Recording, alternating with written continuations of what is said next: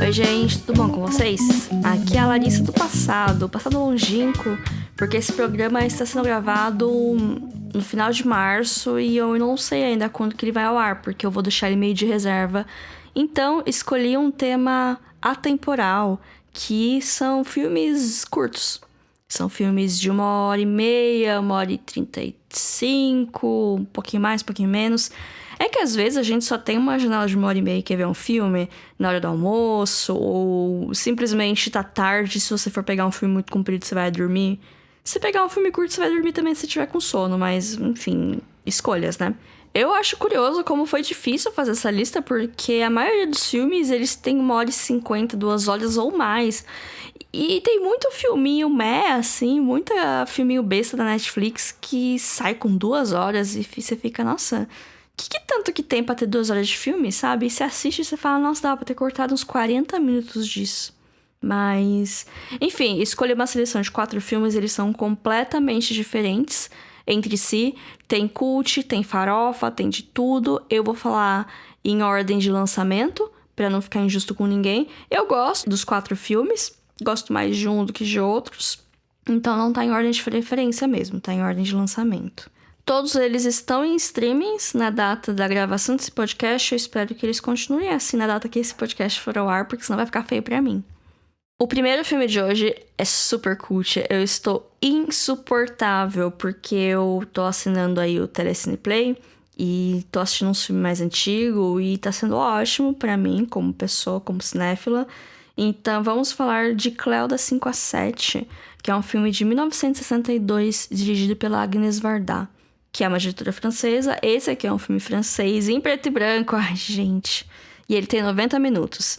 Ele é um filme que ele passa todo em tempo real, que segue a Cléo, que é a protagonista, das 5 da tarde até as 6h30 da tarde. Porque o filme tem 1h30, mas eu acho que Cléo das 5 às 6h30 seria um título estranho. Então Cléo das 5 às 7 parece melhorzinho, assim. A Cléo é uma cantora. Ela tá esperando o resultado de um exame que ela fez, que talvez seja um câncer. E ela tá preocupada com isso, então ela tá meio que vagando pelas ruas de Paris, enquanto ela tá quase surtando e tendo uma crise existencial. O filme segue ela andando na rua, aí ela vai num lugar, encontra uma amiga, aí ela vai pra outro lugar, aí ela vai pra casa dela, aí vai gente visitar ela. E ela tá sempre com esse negócio meio na cabeça dela, ela quer falar com as pessoas meio que não querem falar, sabe? Tipo, ai, não fica pensando nisso, ai, não fica se preocupando com isso, mas ela tá, tipo, pensando nisso e preocupada com isso, porque pode ser o futuro dela que tá aí. E ela também não é uma pessoa muito fácil de lidar, né? Ela tem um ego, tem muitas cenas cheias de espelhos, que é meio que pra mostrar como ela é vaidosa, como ela só se importa com ela. Então tem isso também, ela é uma mulher complexa, numa época que não existiam mulheres complexas no cinema. Esse filme tem quase 60 anos e em nenhum momento eu precisei falar, ai, nossa, naquela época era complicado, porque muitas vezes quando eu assisto filme antigo, eu gosto, mas eu fico, nossa, aquelas atitudes foram machistas e, tipo, foram completamente naturais pro personagem, porque, né, estamos na década de 60. Ou, sei lá, aquela mulher, ela parece ser boa, mas ela não tá sendo bem usada pela história e por causa do machismo. E nesse filme, em nenhum momento isso aconteceu. Em nenhum momento eu precisei parar e jogar minha cabeça pra outra época, porque ele é antigo, mas ele parece ter sido feito ontem. Parece um filme independente que foi lançado 5 anos atrás, assim, nessa questão. É muito interessante o jeito que os outros personagens olham pra protagonista, que ela é uma mulher nova, ela é uma mulher bonita, e todo lugar que ela passa, você vê os homens virando a cara e olhando ela como se fosse um pedaço de carne, até as pessoas próximas dela olhando ela meio que com pouco caso. É bem interessante a forma como todo mundo olha pra ela, assim, e ninguém meio que quer conversar com ela do jeito que ela quer conversar. E ela vai tendo esse drama e até que chega um momento que ela fica sabendo do resultado e acaba o filme. Tem spoilers, né? Mas é bem interessante o filme, ele é bem leve, bem de boa de assistir, assim, principalmente pra quem não tem tanta experiência, assim, com filmes mais antigos, que costumam ser mais lentos. É um filme curto, ele tem os seus momentos de contemplação, mas ele é bem interessante, eu acho que vale muito a pena ir atrás dele. Isso reforça o que eu falei no episódio sobre mulheres diretoras, de como é interessante a gente ter pontos de vista diferentes em histórias. Você nem imaginaria que renderia um bom filme com isso, sabe? Mas o jeito que é feito é tão bom, é tão gostoso de acompanhar, sabe? E eu fiquei muito surpresa, eu quero ver mais coisas da Vardar. E eu recomendo muito esse filme pra todo mundo. O próximo filme da lista é mais recente, todos os outros filmes eles são pós anos 2000 mesmo, que é Zumbilante. Pois é, estamos ainda mudando radicalmente. Ele é um filme de 2009, ele tem 80 minutos, ele é muito curto, cara, ele tem 1h20. Que outros filmes que vocês lembram que tem 1h20? Ele é um filme de comédia, /terror, /zumbi, vários gêneros que se intercalam. Ele é violentinho com os zumbis, assim, tem bastante gore de zumbi, de parte de zumbi, de violência contra zumbi. Mas, no geral, não me irritou tanto, porque eu não gosto muito de filme gore. É uma aventura, na verdade, né? Aconteceu um apocalipse aí. Na verdade, rolou uma pandemia. Eu assisti esse filme ano passado, então já estávamos vivendo uma pandemia quando eu assisti esse filme, então não sei se é tão bom assistir nesses tempos assim. E, enfim, pessoas viraram zumbis e tem pessoas que não são zumbis e estão tentando sobreviver nesse cenário. Aí nisso se formam alianças bizarras pra sobreviver e tem todo aquele negócio de não, a gente tá indo pra um lugar, uma terra sagrada, assim, uma terra prometida, que é um lugar que não vai ter zumbi. E aí eles passam o filme inteiro pra chegar nesse lugar. Aí quando eles chegam lá, um monte de coisa acontece. Eu não vou falar o que acontece, mas enfim, vocês já conseguem imaginar mais ou menos o que acontece, tá? É um filme divertido, ele é um filme bem sessão da tarde, ele só não passa na sessão da tarde porque ele é um pouquinho violento, mas é bacana pra assistir assim, pra passar o tempo. Ele tá no Stars Play, e tem pra aluguel digital também, e tem por aí também, né? Tem várias opções pra assistir. É um filme mais contemporâneo, tem rostos conhecidos, tem a Emma Stone, tem aquele rapaz lá que fez o Mark Zuckerberg no filme da rede social. Eu consigo lembrar disso, não consigo lembrar o nome dele, que coisa. E outras pessoas conhecidas. Tem o Bill Murray fazendo ele mesmo, é bem engraçado essa parte. Mas é isso, gente, é um filme de aventura, ele é divertido, ele é curtinho, diversão pra quase toda a família, não para as crianças. Próximo filme é Gravidade, de 2013. Ele tem 91 minutos e tá disponível na Netflix. E ele foi dirigido pelo reizinho Afonso Cuarón, que é um dos meus diretores favoritos da atualidade. Ele é protagonizado pela Sandra Bullock e o George Clooney também aparece algumas vezes. Na verdade, é um filme de sobrevivência no espaço. A Sandra Bullock, ela é uma novata que tá numa missão.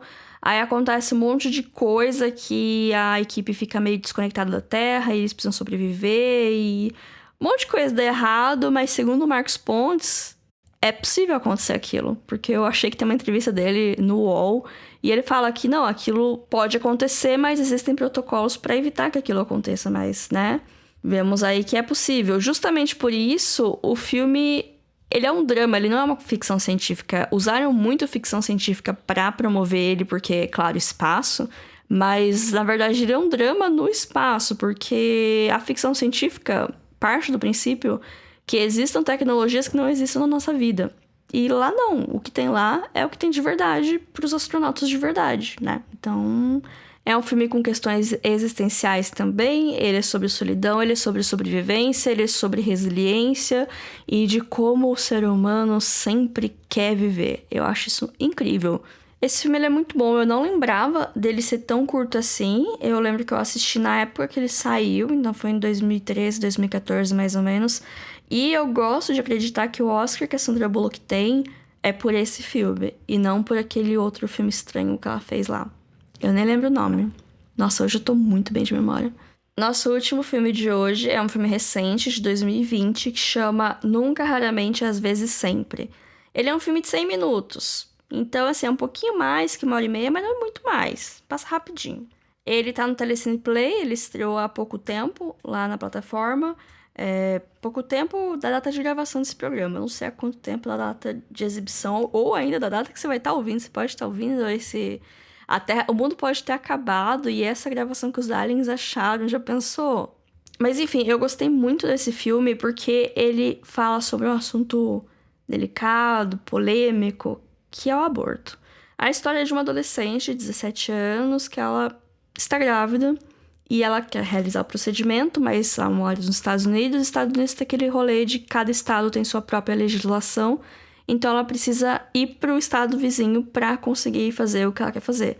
Então ela vai numa jornada com a prima dela e aí um monte de coisa acontece no meio do caminho.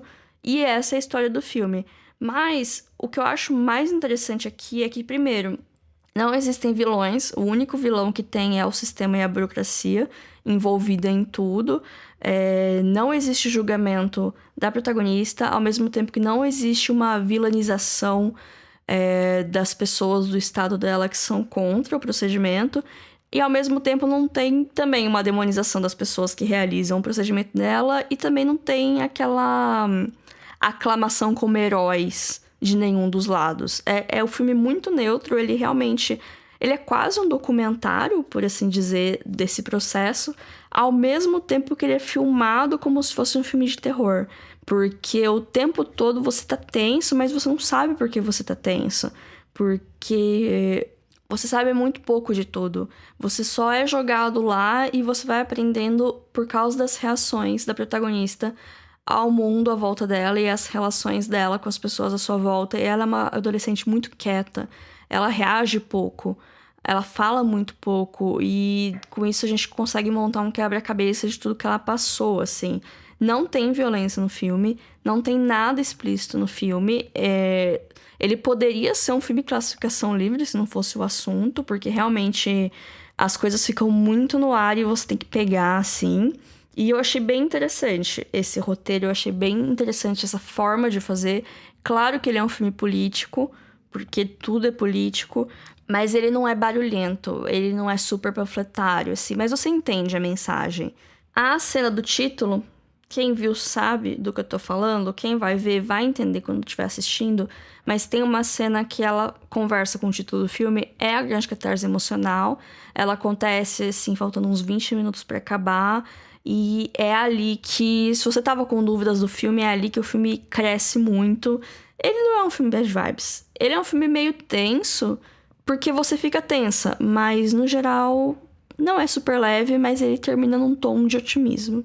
Mas ele tem um ritmo bem lento e uma cara meio de indie. Então, eu sei que tem gente que não gosta muito desse estilo, então eu já deixo avisado aqui pra não me acusarem de ficar indicando filme chato. Bom, é isso, gente. Esse episódio foi um pouco mais curto que o normal. Eu espero que vocês tenham gostado. Eu espero que esses filmes continuem disponíveis nos respectivos streamings deles, ou que pelo menos estejam em algum lugar de fácil acesso para assistir.